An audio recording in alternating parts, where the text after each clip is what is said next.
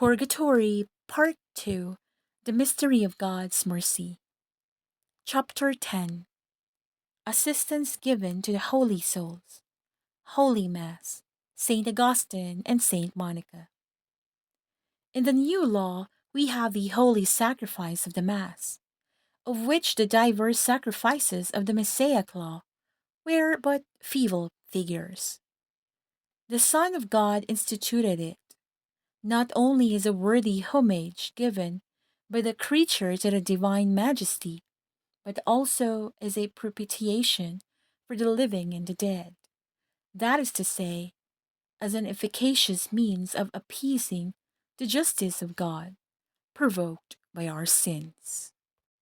The holy sacrifice of the Mass was celebrated for the departed, even from the time of the foundation of the Church.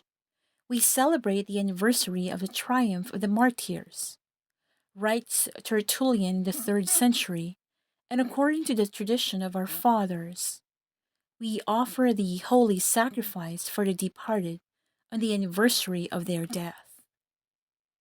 It cannot be doubted, writes St. Augustine, that the prayers of the Church, the holy sacrifice, and alms distributed for the departed relieve those holy souls and move God to treat them with more clemency than their sins deserve. It is the universal practice of the Church, a practice which he observes as having received it from her forefathers, that is to say, the holy apostles. Saint Monica, the worthy mother of Saint Augustine, when about to expire, asked but one thing of her son, that he would remember her at the altar of God. And the holy doctor, when relating that touching circumstance in the book of his Confessions, entreats all his readers to unite with him in recommending her to God during the holy sacrifice of the Mass.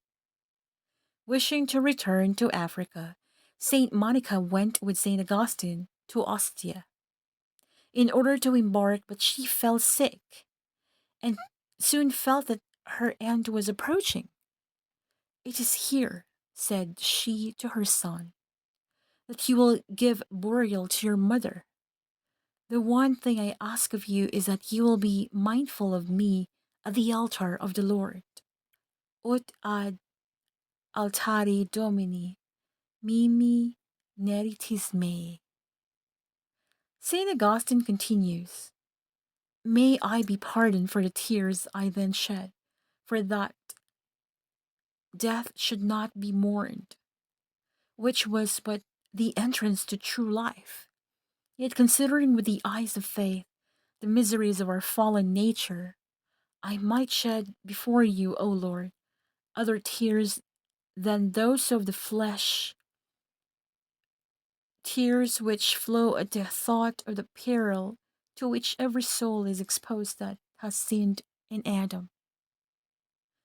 It is certain that my mother lived in such manner as to give glory to your name, by the activity of her faith and the purity of her morals, yet dare I affirm that no word contrary to thy law has ever escaped her lips. Alas, what will become of the holiest life if thou dost examine it in all the rigors of thy justice?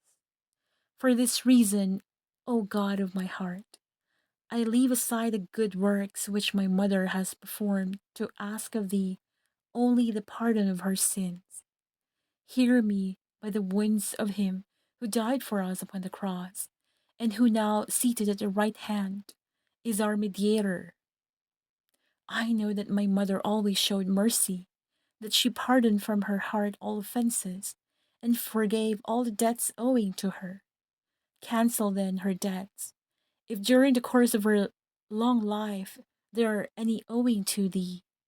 Pardon her, O Lord, pardon her, and enter not into judgment against her. For thy words are true. Thou hast promised mercy to the merciful.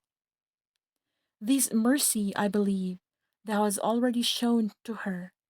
O my God, but accept the homage of my prayer.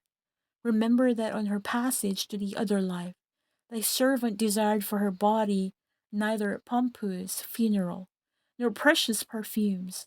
She asked not a magnificent tomb, nor that she should be carried to that which she had caused to be constructed at Tagaste, her native place, but only that we should remember her at thy altar, whose mysteries she prized. Thou knowest, Lord, all the days of her life she took part in those divine mysteries which contain the holy victim, whose blood has effaced the sentence of our condemnation. Let her repose then in peace with my father, her husband, with the spouse to whom she was faithful during all the days of our union, and in the sorrows of her widowhood, with him whose humble servant she made herself to win him for thee by her meekness and patience. And thou, O my God, inspire thy servants, who are my brethren, inspire all those who read these lines to remember that thy altar Monica, thy servant, and Patricius, who was her spouse, that all who still live in the false light of this world may piously remember my parents, that the last prayer of my dying mother may be heard beyond her expectations.